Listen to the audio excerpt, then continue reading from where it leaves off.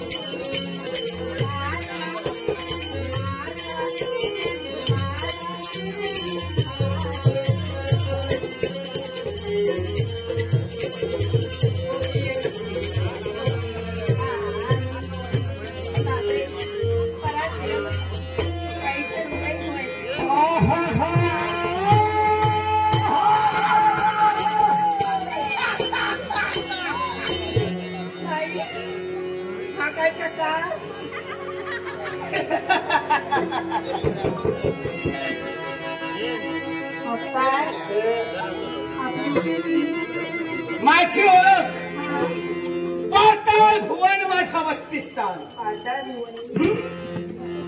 पाताळ भुवनातील राजकर्ता कनकासूर याचा कनिष्ठ भ्राता, नाव माझं शुभंक. सत्यच आहे, होय ना? आवडलं अप्रतिम लावण्य लतिका, अगं सौंदर्य तुझं आवडलं ना. माझं नाव सुनेत्रा. वाह सुनेत्रा, खरोखरच नावाप्रमाणच वय. पण मला सांग, या अरण्याच्या ठिकाणी तू एकटीच. होय. बरं झालं. काय बरं झालं? यालाही कारण आहे. माझी इच्छा मला परिपूर्ण करायची आहे. म्हणजे आपली इच्छा आहे त्या अरण्याच्या ठिकाणी. हो. मी निघते. हे थांब. तुला जाता येणार नाही. हो, आपली इच्छा आहे ना. माझी अडचण नको म्हणून निघाले होते. तूच मला हवी. मी हवी आहे. कशासाठी? कारण आहे. असं कोणतं कारण? माझा बंधू कनकासूर याचा शुभविवाह मला करायचा आहे.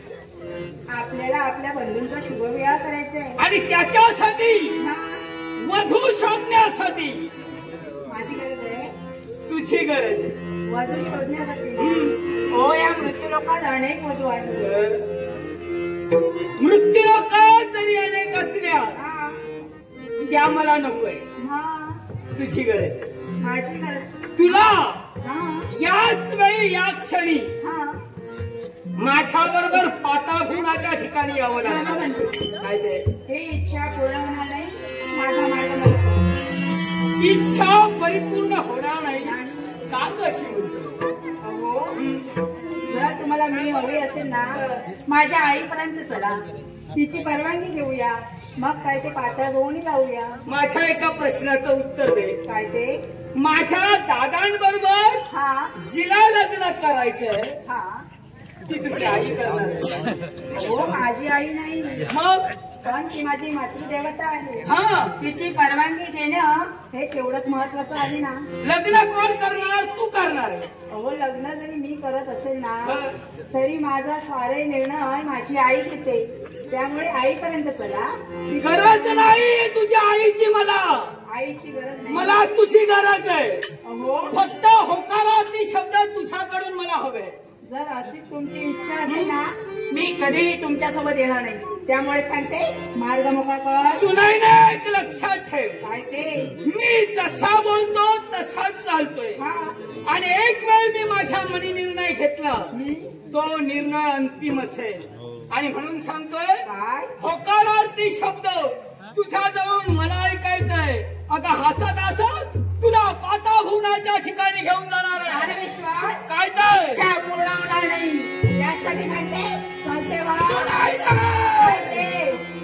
पुनश्च सांगतोय, हं.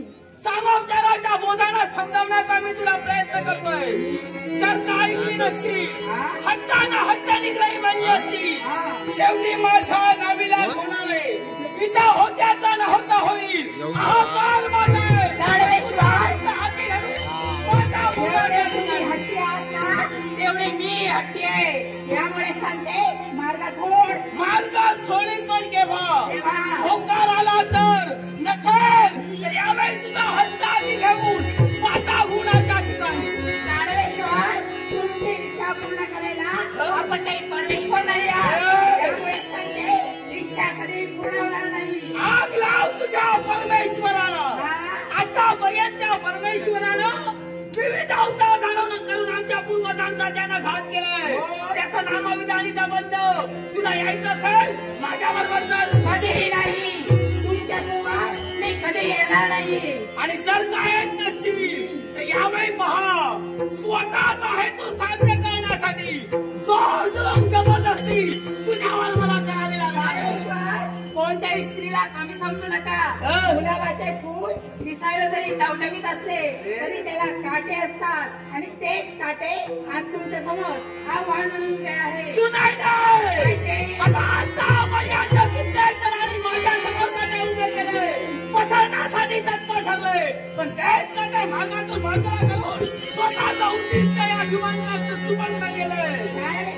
काय काय किती तुम्हाला समजावण्याचा प्रयत्न केला, व्यर्थ झाले. तुम्ही निर्लज्ज आहात. निर्लज्ज आहात सदासुती.